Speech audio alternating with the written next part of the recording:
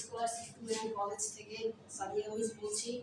আমার অনলাইন ভিডিওতে আপনাদের সবাইকে স্বাগতম। আজকে আমি চতুর্থ শ্রেণীর সামাজিক বিজ্ঞান পড়াচ্ছি। আজকের বিষয় হয়েছে শ্রেণী চতুর্থ,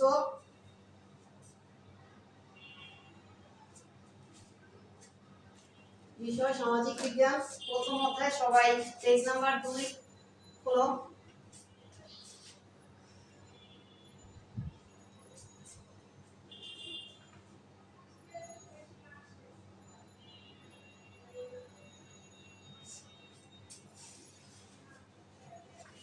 আজকে অধ্যায়ের নাম আমাদের পরিবেশ ও সমাজ। আমার প্রথম অধ্যায়ের নাম আমাদের পরিবেশ ও সমাজ। বইয়ের প্রথম দিকেই আমরা লক্ষ্য করি, এখানে প্রাকৃতিক পরিবেশের বৈচিত্র্য দেওয়া আছে, বলা আছে প্রাকৃতিক পরিবেশের বৈচিত্র্য। এই যে বইটি আমার মনে হয় তোমরা সবাই বুঝতে পেরেছো। আমি প্রথম অধ্যায়, সবাই লক্ষ্য করো, প্রথম অধ্যায়ের প্রথম দিকে প্রাকৃতিক পরিবেশের বৈচিত্র্য। সেখানে কি বলা আছে? প্রাকৃতিক পরিবেশের বৈচিত্র্যের মধ্যে বলা আছে প্রকৃতি সম্বন্ধে। আমাদের পরিবেশ এবং সমাজের বিভিন্ন ধরনের প্রকৃতি থাকে, বৈচিত্র্য থাকে, প্রকৃতির বিভিন্ন রূপ, সেটা বলা হয়েছে। প্রকৃতির মধ্যে আমরা বিভিন্ন রূপ দেখতে পাই। তো সেটাই এখানে বলা হয়েছে। আর আমরা মনে হয় সবাই পরিবেশ সম্বন্ধে জানি। আমরা আমাদের চারপাশে যা থাকে, গাছপালা, ঘরবাড়ি, বিভিন্ন মানুষ, পশু পাখি, এগুলো সবকিছু মিলেই পরিবেশ। তো পরিবেশের বিভিন্ন রকমের প্রকৃতি রয়েছে। প্রকৃতির মধ্যে বিভিন্ন ধরনের উপাদান রয়েছে। উপাদানগুলো কি কি? প্রথমে রয়েছে মাটি, পানি, বায়ু, তাপ। এগুলো বিভিন্ন ধরনের গাছপালা, সাগর, মহাসাগর, এগুলো সবকিছু নিয়েই প্রকৃতি। তারপরে প্রকৃতির মধ্যে আমরা বিভিন্ন ধরনের অঞ্চল দেখতে পাই। বিভিন্ন অঞ্চল বলতে আমরা উত্তরাঞ্চল দেখতে পাই এবং দক্ষিণ দিকে দক্ষিণাঞ্চল দেখতে পাই। পৃথিবীর উত্তরে রয়েছে বিভিন্ন ধরনের গ্রামগঞ্জ এবং দক্ষিণেও বিভিন্ন ধরনের গ্রামগঞ্জ রয়েছে। এতে আমরা লক্ষ্য করি বিভিন্ন ধরনের প্রকৃতি, বিভিন্ন রকমের রূপ। কোথাও উঁচু, কোথাও নিচু, কোথাও মরুভূমি, কোথাও তুষারে ঢাকা, আবার কোনো অঞ্চল নদী বেশি, আবার কোনো অঞ্চলে আছে সাগর, মহাসাগরে বৈচিত্র্যময়। তো প্রকৃতি সম্পর্কে বুঝতে গেলে আমাদের বিভিন্ন ধরনের জলবায়ু সম্পর্কেও জানতে হবে। আমরা বিভিন্ন ধরনের জলবায়ু সম্পর্কে আমরা কি বুঝতে পারি? আমাদের যেহেতু বাংলাদেশের মধ্যে দুইটা দিক, উত্তর দিক এবং দক্ষিণ দিক রয়েছে, মানে উত্তরাঞ্চল এবং দক্ষিণাঞ্চল যেহেতু রয়েছে, তো দুই অঞ্চলের আবহাওয়া, জলবায়ু বিভিন্ন রকম, ভিন্ন ধরনের আবহাওয়া দেখতে পাই আর কি। তো এখানে বলতে গেলে উত্তর দিকের আবহাওয়া একরকম, দক্ষিণ দিকের আবহাওয়া একরকম। উত্তরাঞ্চলের উঁচু ভূমি আর নদ নদীর সংখ্যাও কম রয়েছে। গ্রীষ্মকালে পরে বেশি গরম।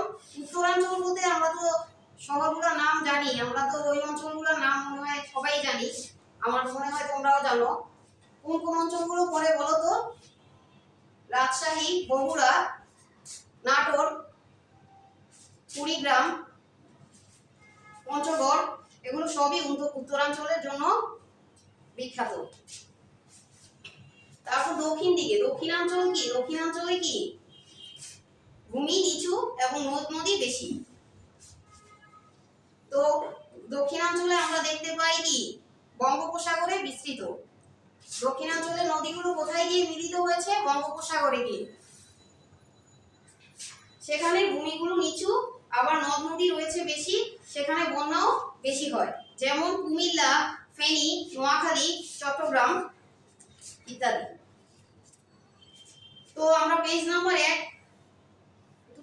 2 এ লক্ষ্য করি। পেজ নাম্বার 2 এ এগুলোই বলা হয়েছে। আমরা আজকে জানতে পারলাম পেজ নাম্বার 2 থেকে প্রাকৃতিক পরিবেশের বৈচিত্র্য সম্পর্কে, মানে পরিবেশে বিভিন্ন ধরনের রূপ, রহস্য এগুলো সম্পর্কে আমরা জানতে পারবো। তো পেজ নাম্বার 3-এ বলা হয়েছে কি, যে দেখো তোমরা এসো দেখি, শিখি, এখানে বলা আছে এসো লিখি, এখানে যে বলা আছে। তো এখানে দেখো তো বাংলাদেশের উত্তর ও দক্ষিণ অঞ্চলের পার্থক্য লেখো। পার্থক্য বলেছে, পার্থক্য মানে কি? ভিন্নতা। উত্তর অঞ্চলের একরকম প্রকৃতি আর দক্ষিণ অঞ্চলের প্রকৃতি একরকম, তো দুই দিকের বৈচিত্র্য দুই রকম না, তো সেটাই এখানে বলা হয়েছে। তো আমরা এই পার্থক্যটা লিখে নেই, সবাই খাতাটা খুলো।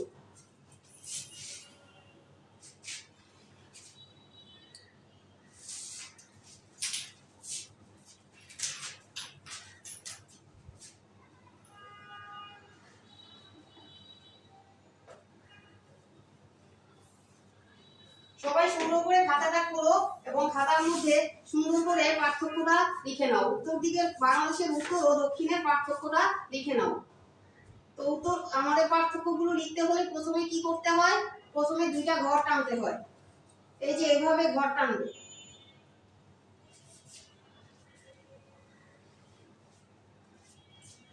এভাবে ঘর টানবে, তারপর এই যে মাঝখানে একটা দাগ দিবে, ছক আঁকতে হবে। ছক এঁকে তারপর পার্থক্যগুলো লিখতে হয়। তো এখানে পার্থক্যের মধ্যে দুইটা ঘরের মধ্যে দুইটা কথা লেখা আছে, বাংলাদেশের উত্তর অঞ্চল লেখা আছে, বাংলাদেশের দক্ষিণ অঞ্চল লেখা আছে। দুই ঘরে দুইটা লিখতে হবে।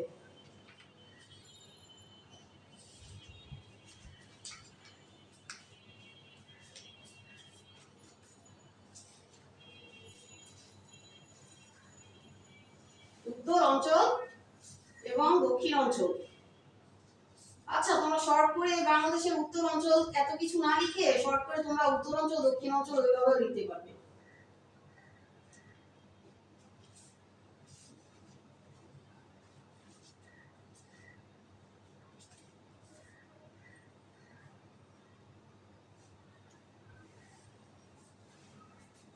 তো এখানে উত্তর অঞ্চল দক্ষিণ অঞ্চলের বিভিন্ন রকম রূপ, রহস্য, আমি তো বলেছি প্রকৃতির বিভিন্ন রকম, তো সেগুলোই সুন্দর করে আমরা আলোচনা করব। তো এখানে লিখতে হবে প্রথমে 1 নাম্বার দিয়ে, 1 নাম্বার দাও। 1 নাম্বার দিয়ে প্রথমে আমরা কি লিখব? বাংলাদেশের উত্তরে দেখতে পাই কি? উত্তরের ভূমি উঁচু। উত্তরের কি? ভূমি উঁচু। তাহলে লিখব ভূমি উঁচু।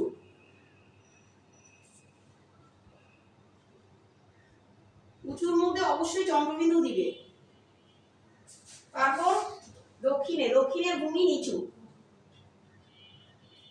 দেখো তোমরা একদিকের অঞ্চল আরেকদিকের অঞ্চলের সাথে কি সুন্দর বিস্তৃত ভাবে মিলিত, তুমি দেখো, তোমরা খেয়াল করো। এই যে একদিকে উঁচু লেখা আছে, তাহলে এখানে উঁচু হলে এখানে হবে নিচু।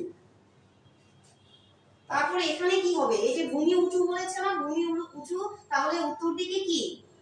উত্তর দিকে নদ নদীর সংখ্যাও কম, নদ নদীর সংখ্যা কম।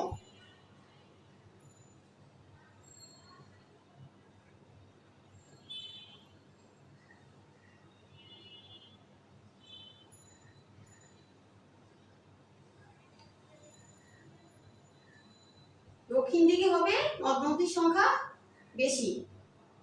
কি সুন্দর যে একটা থেকে আরেকটা আলাদা, উত্তর অঞ্চল আর দক্ষিণ অঞ্চল একটা থেকে যে আলাদা আরেকটা, সেটা মনে হয় আমার কথার দ্বারা বোঝা যাচ্ছে। নদ নদীর সংখ্যা বেশি লিখবে।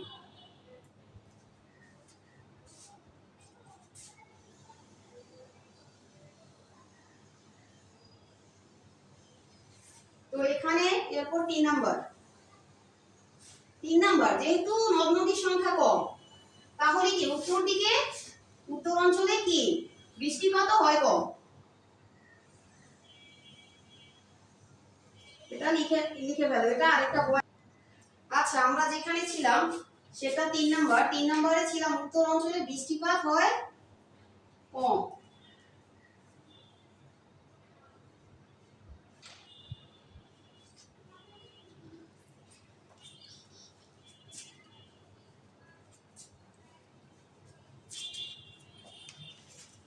দক্ষিণ অঞ্চলে বৃষ্টিপাত হয় বেশি।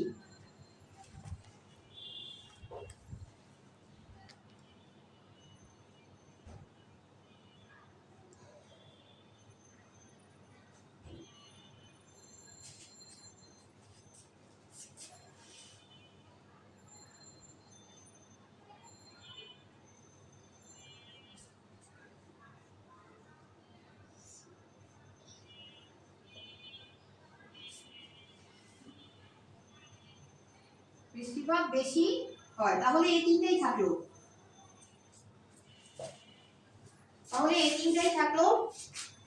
তো আচ্ছা, এখানে তাহলে আমরা বুঝতে পারলাম এসো লিখে নিচে যে বাংলাদেশের উত্তর ও দক্ষিণ অঞ্চলের পার্থক্য লেখো বলেছে, সেই পার্থক্যটাই আমি তোমাদের আজকে বুঝিয়ে দিলাম। তো এখন লক্ষ্য করো 4 নম্বর পেজ। 4 নম্বর পেজে কি বলা হয়েছে? সামাজিক পরিবেশের উপর প্রকৃতির প্রভাব। দেখো সবাই, সামাজিক পরিবেশের উপর প্রকৃতির প্রভাব। এখানে বলা হয়েছে মানুষের সৃষ্টি এবং আল্লাহর সৃষ্টি সম্পর্কে। আল্লাহ তাআলা বা প্রকৃতি থেকে যেসব জিনিস আমরা পাই, যেসব উপাদান আমরা পেয়ে থাকি, সেগুলো একটু আগে জানলাম। মাটি, পানি, তাপ, বাতাস, আলো, গাছপালা, সাগর, মহাসাগর, নদী, পশু পাখি ইত্যাদি। আর মানুষ যেগুলো তৈরি করে সেগুলো হয়েছে মানব সৃষ্ট পরিবেশ। সেগুলো আমরা কি কি পেয়ে থাকি? মানুষেরা যেগুলো সৃষ্টি করে সেগুলো হলো বাড়ি, বিদ্যালয়, খেলার মাঠ ইত্যাদি। দেখো প্রথম লাইনেই কিন্তু এই কথাটা বলা হয়েছে। তো মানব সৃষ্ট উপাদান জানতে গেলে কিন্তু আমাদের প্রকৃতি থেকে আমরা যেগুলো পাই, আল্লাহর সৃষ্টি, সেগুলো আমাদের জানতে হবে। তো সেটাই আমি এতক্ষণ বললাম। তারপর দ্বিতীয় লাইনে ফোকাস করো।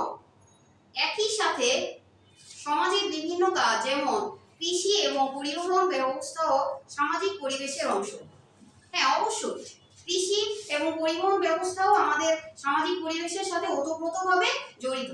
কারণ পরিবহন ব্যবস্থা ছাড়া যেমন আমরা বাঁচতে পারবো না, আমরা চলতে পারবো না, এক জায়গা থেকে অন্য জায়গায় সহজেই যেতে পারবো না, তেমনি ভাবে কৃষিজ সম্পদ যেমন ধান, গম, পাট, বিভিন্ন ধরনের ফসল, সেসব ফসল যদি আমরা উৎপাদন না করি, আমরা ঠিকমতো খাদ্যও পাবো না, আমাদের খাদ্যের অভাব দেখা দিবে এবং আমাদের কি পোশাকের অভাবও দেখা দিবে। তো সেজন্যই আমাদের সবকিছুই দরকার, দুনিয়াতে বাঁচতে গেলে আমাদের সবকিছুই দরকার। তো এরপরেই নিচের প্যারাতে আমরা লক্ষ্য করি আমাদের সামাজিক পরিবেশ প্রাকৃতিক পরিবেশের উপর নির্ভরশীল। এখানে কিন্তু এরপরে দেখো আবার তোমরা প্রকৃতি কিভাবে সামাজিক পরিবেশকে প্রভাব বিস্তার করে সেটা বলা হয়েছে। তো এখানে আমরা একটু আগে যেটা জেনেছি যে আমাদের উত্তরাঞ্চলের আবহাওয়া একরকম, দক্ষিণ অঞ্চলের আবহাওয়া আরেক রকম, একদিকে গরম বেশি আর একদিকে গরম কম। তো সেগুলোই এখানে বলা হয়েছে। সেগুলোই দেখো, লক্ষ্য করো, বলা হয়েছে কোনো অঞ্চলে ঠান্ডা বেশি পড়ে, আবার কোনো অঞ্চলে গরম বেশি পড়ে। যেমন উত্তরাঞ্চলে গরম বেশি পড়ে আর ঠান্ডার সময়ও ঠান্ডা বেশি পড়ে, আবার দক্ষিণাঞ্চলে গরমও কম হয় এবং ঠান্ডার সময় ঠান্ডা কম পড়ে। এবং আমাদের বাংলাদেশে তো তুষারপাত হয়ই না, শীতের দিনে শুধু আমরা দেখতে পাই শিশির পড়ে। তো সেটাই আবার উত্তরাঞ্চলে কি নদ নদী কম, সেই জন্য ওই অঞ্চলগুলোতে একটু গরমের সময় গরম বেশি পড়ে এবং ঠান্ডার সময়ও ঠান্ডা বেশি পড়ে। আর যেহেতু নদ নদী দক্ষিণ দিকে একটু বেশি, দক্ষিণ অঞ্চলগুলোতে, সেই জন্য সেই অঞ্চলগুলোতে একটু গরম এবং ঠান্ডার পরিমাণটা তুলনামূলক কম আমরা দেখতে পাই। তো সেজন্যই ঘরগুলো দক্ষিণ দিকের ঘর আর উত্তরাঞ্চলের ঘর, দক্ষিণাঞ্চলের ঘর আর উত্তরাঞ্চলের ঘরগুলো একটু অন্যরকম ভাবে তৈরি করা হয়েছে। তো উত্তরাঞ্চলের মানুষরাও কি করে এই ঘরগুলো কি বিভিন্ন রকম করে থাকে। যেমন অনেক সময় আমরা দেখতে পাই যে উত্তরাঞ্চলের ঘরগুলো যেসব ঘর তৈরি করে ওনারা, সেই ঘরগুলো মাটি দিয়ে বা কাঠ দিয়ে করলেও একটু মোটা করে তৈরি করে। আর দক্ষিণাঞ্চলের ঘরগুলো একটু অন্যরকম, ওই ওই ওই এলাকা অনুযায়ী আমাদের ঘর বাড়িও আমরা দেখতে পাই। এবং এমনকি ফসল শুষ্ক এলাকায় গাছ ও ফসলও কম জন্মে। আর যেসব এলাকায় বেশি বৃষ্টিপাত হয় এবং পানি আছে, নদ নদী আছে বেশি, সেসব এলাকায় কি ফসলও বেশি জন্মে, গাছপালাও বেশি হয়। কারণ কি পানি সেচের সুবিধা সহজেই পাওয়া যায়, কারণ নদী থেকে ইজিলি আমরা পানিগুলা সংগ্রহ করতে পারি। এবং পাশাপাশি আমরা লক্ষ্য করি যেসব অঞ্চলে নদ নদী বেশি, খাল বিল বেশি, নদী নালা বেশি, সেসব অঞ্চলগুলোতে কি মাছের চাষও দেখতে পাই আমরা। মাছ বেশি থাকে এবং মাছের চাষ করা হয়।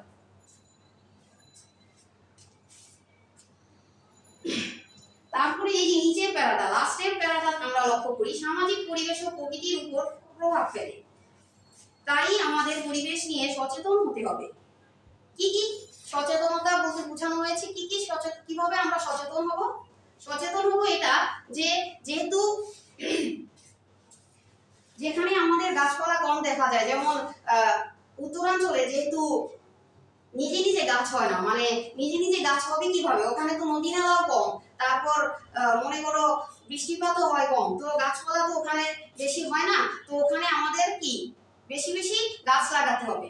বা বিভিন্ন রাস্তার সাইডে আমরা লাগাতে পারি গাছপালা, তারপরে বিভিন্ন খাল বিল বা নদীর আশেপাশে আমরা গাছ লাগাতে পারি। সেটাই বলা হয়েছে, যাতে বৃষ্টিপাত একটু বেশি হয়। বৃষ্টিপাত হওয়ার জন্য আমরা গাছপালা বেশি বেশি লাগাতে পারি। আর আমরা তো সবাই মনে হয় আরো বেশি জানি যে গাছপালা আমাদের জীবনের জন্য কতটা উপকারী। গাছ থেকে আমরা কি কাঠ পেয়ে থাকি, তারপর ফলমূল পেয়ে থাকি, তারপর কি এই কাঠ থেকে কি বিভিন্ন রকম আসবাবপত্র আমরা তৈরি করতে পারি, মানে ফার্নিচার তৈরি করতে পারি। তো আচ্ছা, আমরা পেজ নাম্বার 5 দেখতে পাই। পেজ নাম্বার 5 এ বলা আছে প্রাকৃতিক পরিবেশ কিভাবে আমাদের সামাজিক কাজকে প্রভাবিত করে তার উদাহরণ দাও। প্রাকৃতিক পরিবেশ কিভাবে আমাদের সামাজিক কাজকে প্রভাবিত করে তার উদাহরণ দাও। সামাজিক কাজ বলতে আমরা কি বুঝি? গাছপালা লাগানো, ফসল ফলানো, আর কি বুঝি?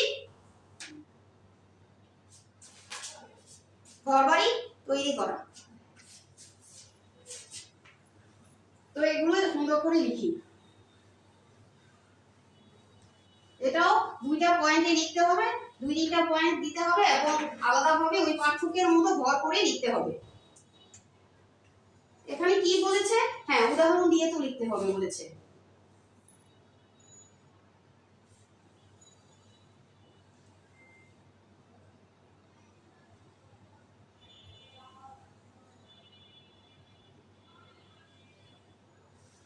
তো এখানে বলেছে বৃষ্টি ভেজা পরিবেশ আর শুষ্ক পরিবেশ, এটা আলাদা করে ঘর টানতে।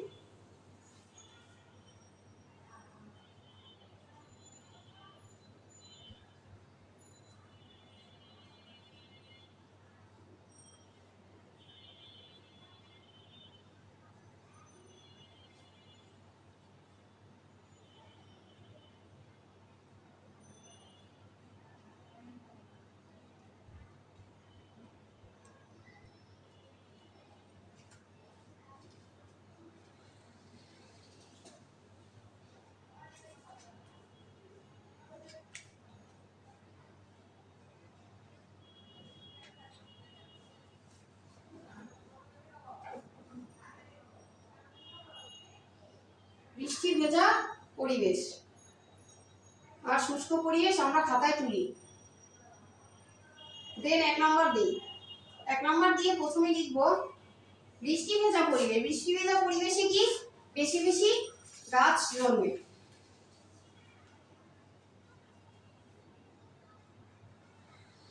সবাই লেখো অনেক গাছ জন্মে।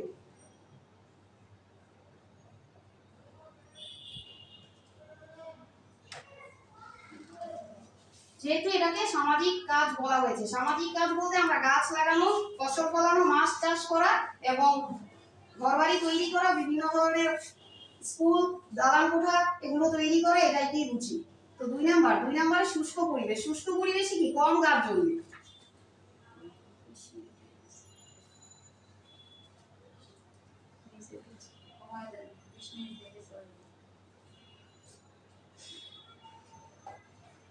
এখানে 1 নাম্বার। তো এখানে 2 নাম্বারে হলো ঘরবাড়ি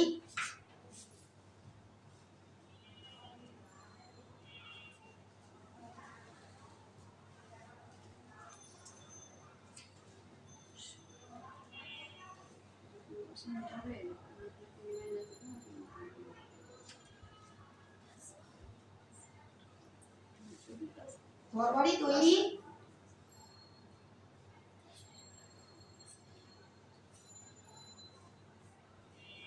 করা যায় সহজেই।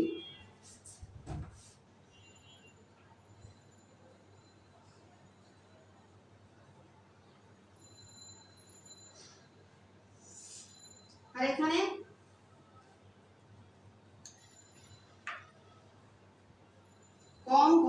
তৈরি করা যায়।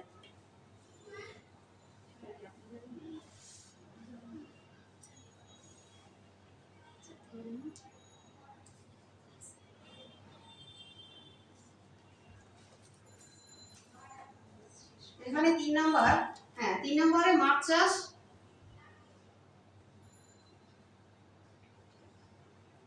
ফসল ফলানো বেশি হয়, ফসল বেশি হয়।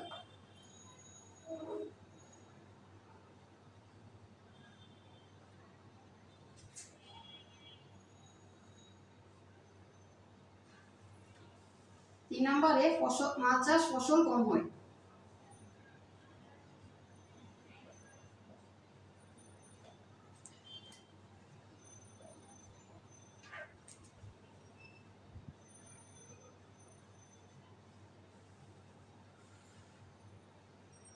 তো আচ্ছা, আজকে এই পর্যন্তই থাকলো।